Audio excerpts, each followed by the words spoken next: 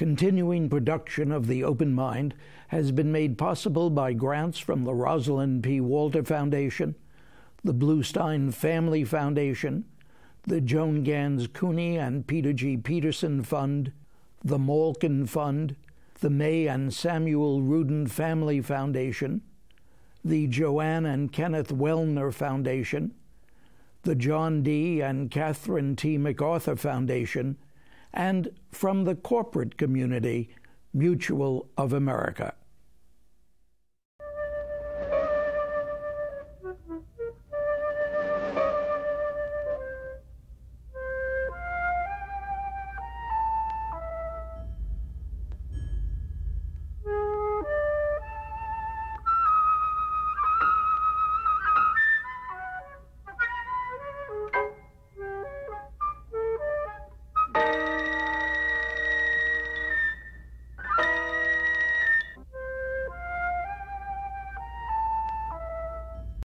I'm Richard Heffner, your host on The Open Mind, and over the more than half century since I started to produce and host this weekly conversation, my guests have so often been journalists from every nook and cranny of news gathering and reporting in America that some viewers have assumed I've taken on that honorable mantle myself.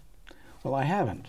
I'm no journalist, no newsman, just a college teacher and erstwhile historian who knows full well how crucial the news is to our democracy, how enormous the implications of its well or ill being are for us all, for government of, by, and for a well-informed citizenry, for our national well-being, and for our survival as a free people. Which is why losing the news would be such a fearsome thing, and why my guest today has written such an important and compelling book with just that title, Losing the News. Alex Jones won a Pulitzer Prize for his reporting at the New York Times, has written two magnificent studies of first families of the American press, The Patriarch, The Rise and Fall of the Bingham Dynasty, and The Trust, the private and powerful family behind the New York Times, and since the year 2000 has been director of the Joan Shorenstein Center on the Press, Politics and Public Policy at Harvard's John F. Kennedy School of Government. In a way, of course, my guest's new volume, Losing the News, is two books in one, each wonderfully insightful and compelling. One has to do with dollars, as in the role they play in losing the news in hard times such as the press faces now. The other has to do with sense, as in those sensibilities, traditions, values, and judgment whose erosion in modern America has perhaps already lost or eroded what Alex Jones calls the iron core of news, without regard for high markets or low for profits or loss.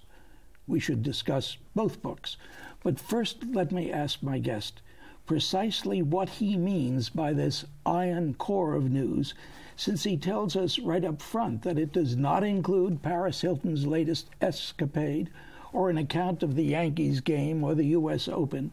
It has no comics or crossword puzzle, no ads. It has no stories of puppies or weekend getaways or recipes for cooking great chili, nor does it include advice on buying real estate, investing in an IRA, movie reviews, or diet advice. Also, he writes, it has no editorials and does not include the opinions of columnists or op-ed writers or political bloggers. So, what then, I would ask Alex Jones, is accountability news? News that we dare not lose, what seems to be going now.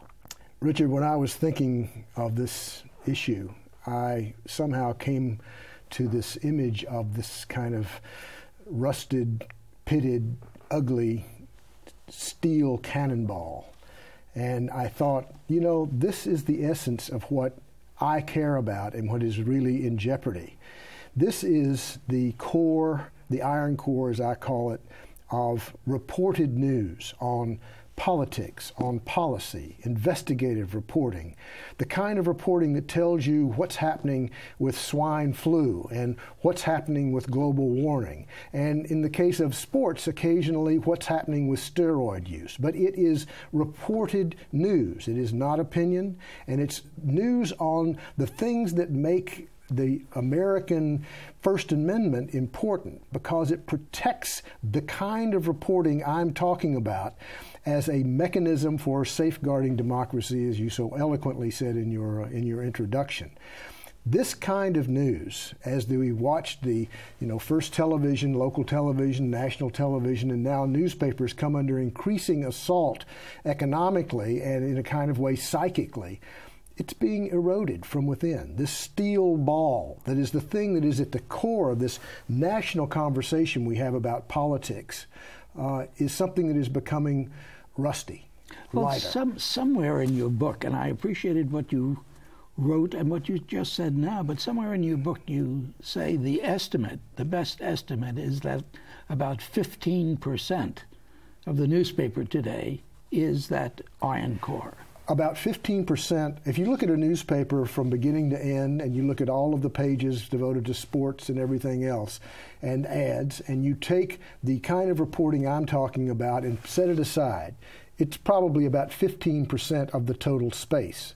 That said, I would estimate about 85% of the reporting of this kind that is done in America is done by newspapers. I think that 15%, remember, has grown because newspapers as a business, and a successful one, have grown over time. So that 15%, which is the amount that the newspaper industry sort of allotted for this kind of news, was nonetheless, that was the source of that kind of news for our nation. Television may be the place where people think they get their news, but television gets its news from the newspaper industry, or has historically. And that is what's in jeopardy now. Now, my book is not about newspapers per se, but if you talk about losing the news, you're losing mostly the news that has been reported over the last century by the nation's newspapers. That's what's in jeopardy now. Oh, hell's bells. When I ask my students where do they get their knowledge of the news of the world, they tell us, as polls have told us, they say Jon Stewart. Well, I think that Jon Stewart gets his news from the Iron Core. See, the thing is, the Iron Core is that boring, dull, gray, factual, reported news that is the source and the absolutely essential solid core for all of the comedians, for all of the blogosphere, for editorial writers, for op-ed writers. It is what we have our political conversation about. But if we lose that essential core of factual reported news, which is what really is in jeopardy now, then Jon Stewart is the first person to say, I remember Jon Stewart was at Harvard a few years ago, and a lot of people say that he's their prime source of news.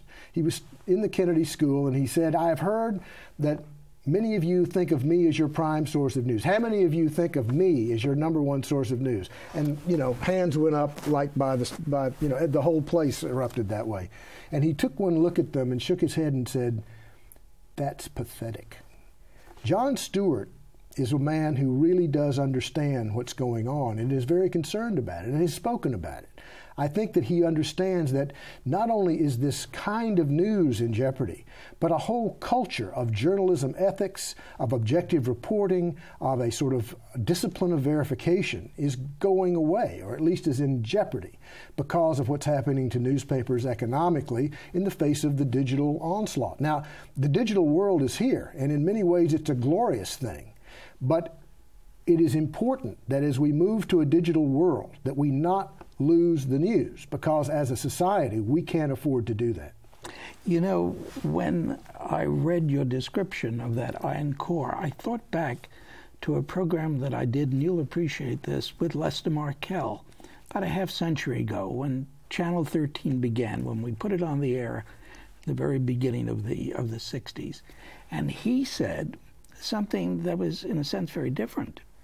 He was concerned that the good gray lady was just presenting that hard, ugly core, and that was what was needed was interpretation and commentary so that people would understand not just see the rusty ball there, but understand it. And but you're saying Lester Markel would have been the first person to say that you can't have the analysis without the core. Okay. I mean, Lester Markel was a great New York Times man, and I think that what has happened over years, as the newspaper business succeeded and as the New York Times succeeded, is that this sort of devil's bargain was made where newspapers were successful economic vehicles, and they used part of that largesse, that profit, to do the public service of creating this kind of news. This kind of news is not necessarily what people want to read. They'd rather read about, Paris Hilton and the sports scores. But the point is they believe as Americans, I think, I think most Americans would say that losing this kind of news would put us in great jeopardy, because what we would be left with, and we increasingly are left with, is an awful lot of opinion, but not much solid factual information to base it upon. That is the thing that I'm concerned about losing. Mr. Jones, why do you feel the need, and I gather you do, to say that most Americans would feel that way, the way you do, about the news? What gives you that insight? It runs very counter to what I learn.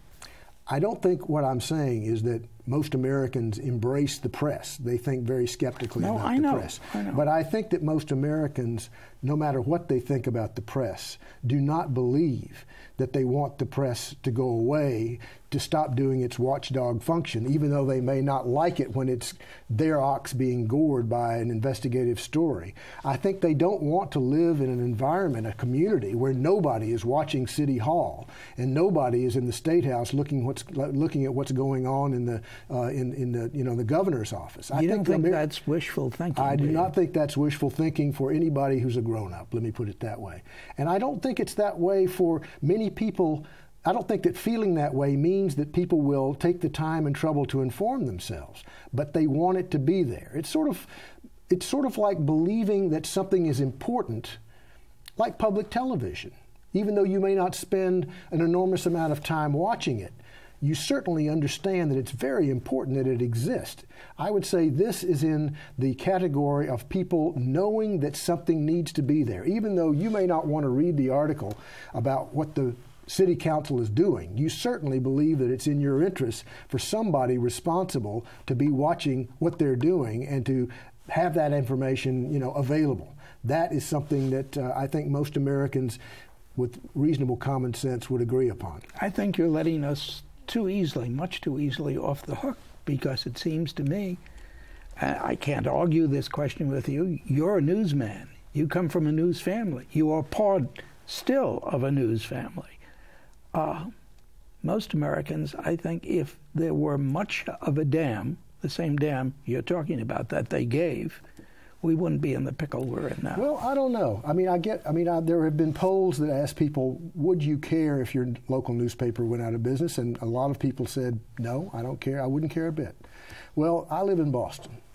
And recently the Boston Globe looked like it might actually go out of business. And I think that it was very, very telling that the city of Boston, from the mayor's office right down to the level of the street, people were very concerned about it. Was everyone? No. Of course, there's some people who don't know the name of the Vice President of the United States. I'm not talking about them.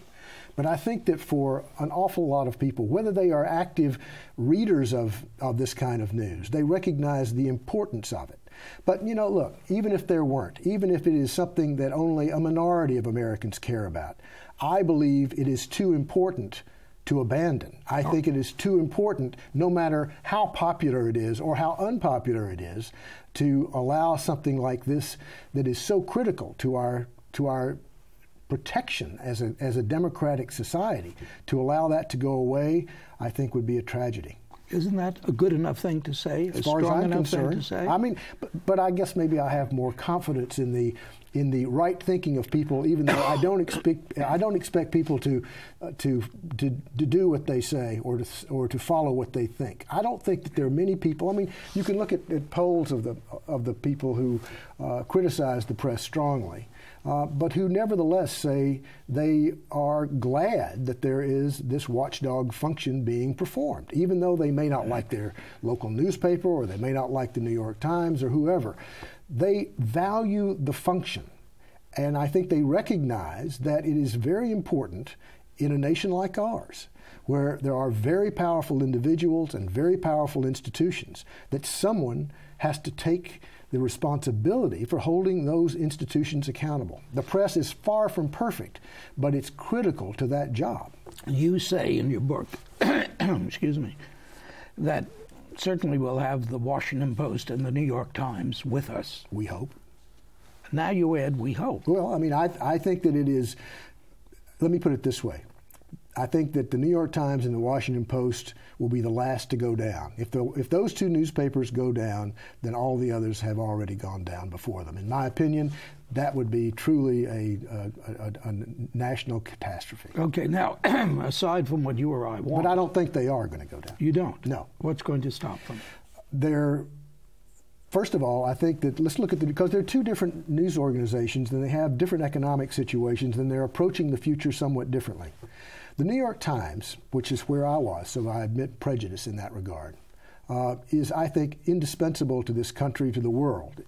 I think that the strategy, the economic strategy of the New York Times is to be preeminent, which means that the New York Times has been very, very loath to cut its repertorial muscle to, even though it's been going through terrible economic times, you have not been reading about sweeping layoffs at the New York Times. They've had some, but relative to many other news organizations, rather modest. Their ambition and their belief in their future is that what they do is so important that a market will be found, and that when the economy turns, which I think it will, of course it will eventually, some of the advertising they have lost will come back, and their market will be there. Now, we have not solved, we as a nation, nor as an industry as far as newspapers are concerned, solved the sort of digital challenge, commercial digital challenge.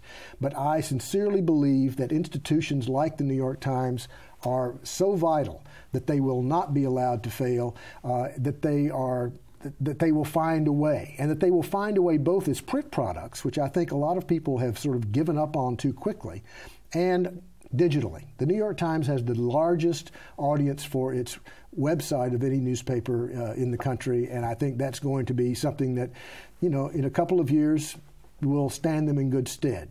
If you bought New York Times stock today, you might make a lot of money in a few years. Now, you know, I hope that's true. The Washington Post has taken a somewhat different tack.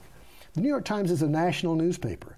The Washington Post is essentially a local newspaper in Washington, and they have become more of a local sort of entity. Both of them are betting heavily and have developed enormously sophisticated websites, but these websites are consistent with their journalistic mission as newspapers. They're not websites that have a sort of a web presence that is utterly unlike what their presence is as sober news organizations with standards, with accountability. I think that that's the right strategy, in my opinion. The wrong strategy for a newspaper, in my opinion, is to try to be all things to all people. And I think that newspapers that are trying to, at the same time they're delivering the kind of news that people have traditionally taken newspapers for, at the same time they're doing that to try to also appeal to a generation that really is not interested in newspapers either on paper or online. I think that's a mistake. I think that we should find a way to get at those people in terms of news. But it's going to have to be something that is consistent with the culture of the web. I think for a newspaper to try to be a sort of a web presence with the web sensibility that is going to appeal to an 18-year-old, it's going to be a bit like, you know, Frank Sinatra trying to sing an Elvis Presley song. I don't think it works. It's not authentic. I think newspapers have to be what they are, and I think that they will find their way. I hope they will, certainly. But my book, obviously, is based on the reality. I consider myself to be a realist. I'm not assuming anything. I think there's a real challenge here and a real crisis. But I think it's something that Americans need to be mindful of. And my hope is that this book is going to spur the kind of conversation like you and I are having. Yes, but then think about the business of the years going by. Those web-involved youngsters, those digitally involved youngsters are going to be the people you would say now would be appealed to by the New York Times and the Washington Post? Well, I think that they will. I look at it this way. I listen to NPR. I watch television. I watch cable television, and I watch broadcast television. I watch movies and sitcoms, and I watch PBS. I watch, I have an array of tastes, and I think most people fit that camp. And I go to the media for different things and different media for different things, and I have a taste that appeals rather broadly.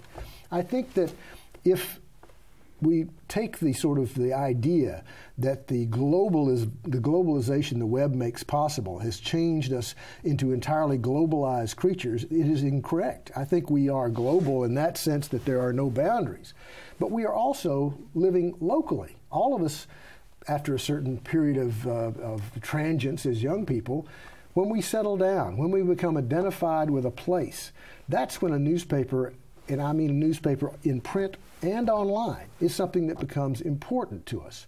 And I think that what's going to happen in the future is that you will go to a sort of web version of something. You'll go to Jon Stewart. You'll go to some, maybe to a web world of video games that have political knowledge embedded in them. But if you want to know about what's happening at the city council or what's happening in terms of the swine flu because you're concerned about your children, you're going to go to some place where you think there is a culture of verification, a culture that holds, facts to be important, and something that you can, I would hope, trust. So how do you make this attitude correspond with the more negative one about that iron ball? I think that the thing that is going to be there to appeal to that group of people is that iron ball. And if it is not, well, I'm hoping it is. That's certainly something I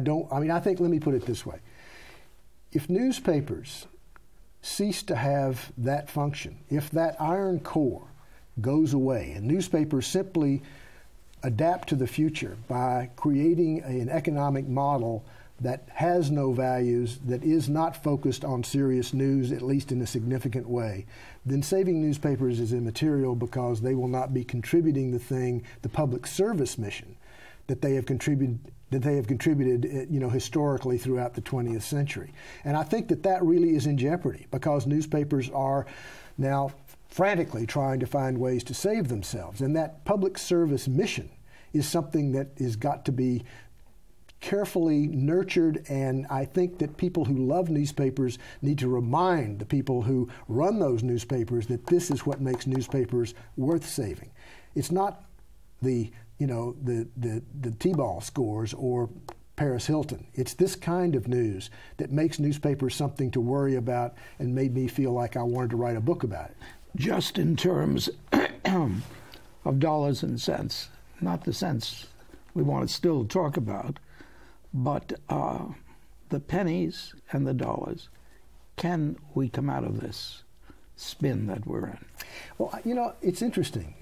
The real challenge for the mainstream media, and I'm talking mostly about newspapers here, is the digital future, which is inevitable, which is wonderful, and which has got so many delights and glories that it would be ridiculous not to embrace them wholeheartedly, which I hope that newspapers will.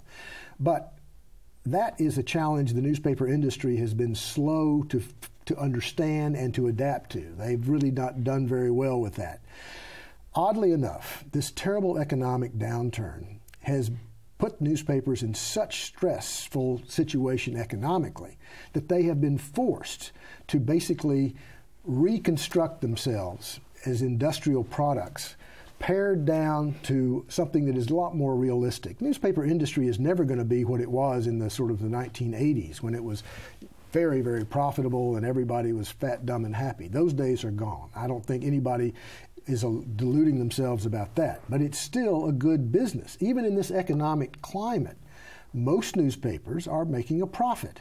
I think that the idea that newspapers are closing all over America, there have been newspapers that have closed, but they have been the second newspaper in the town. In Seattle, in other places, it's been the second newspaper, the smaller newspaper, the weaker newspaper that has gone down.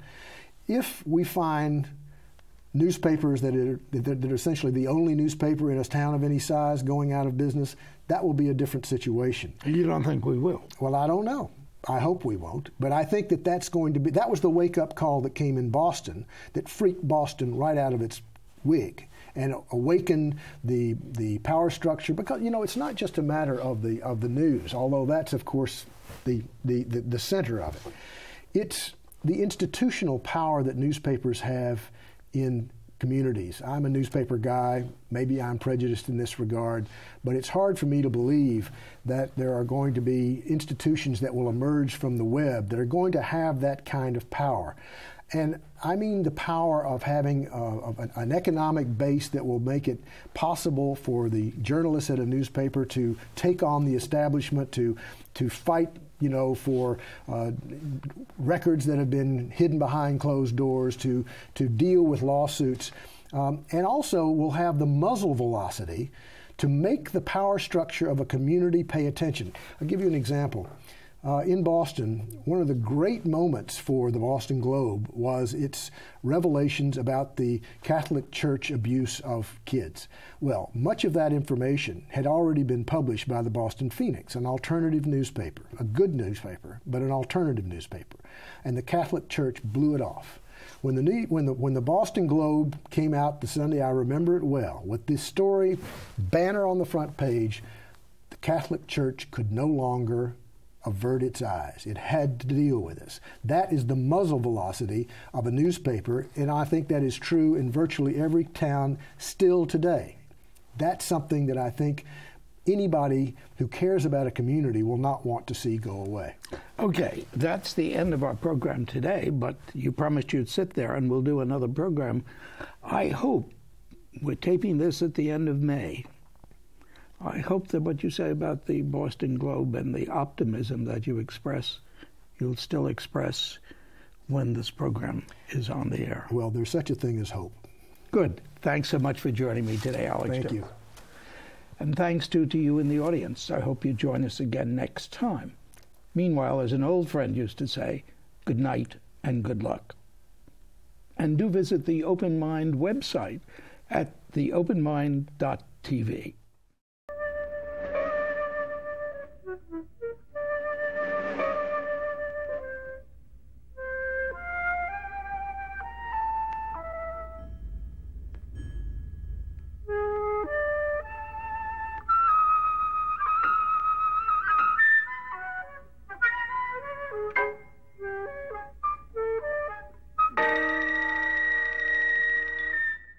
Continuing production of The Open Mind has been made possible by grants from the Rosalind P. Walter Foundation, the Bluestein Family Foundation, the Joan Gans CUNY and Peter G. Peterson Fund, the Malkin Fund, the May and Samuel Rudin Family Foundation, the Joanne and Kenneth Wellner Foundation, the John D. and Catherine T. MacArthur Foundation, and from the corporate community, Mutual of America.